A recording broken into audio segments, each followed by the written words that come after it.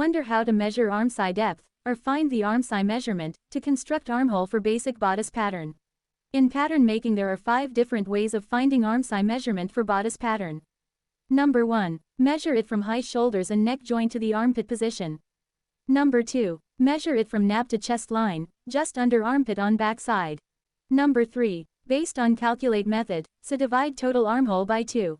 For example, if your total armhole is 14.5 inch, half of 14.5 inch is 7.25 inch, here armscye measurement is 7.25 inch. Number 4. Total bust round divided by 4, then minus 1.5 inch, you will get armscye measurement. For example, bust round is 34 inches, 34 inches divided by 4 is 8.5 inches, now minus 1.5 inches from 8.5 inch, you will get 7 inch, as armscye measurement. Similarly, divide total bust round with 6 and add 1.5 inches, you will get armscye depth measurement.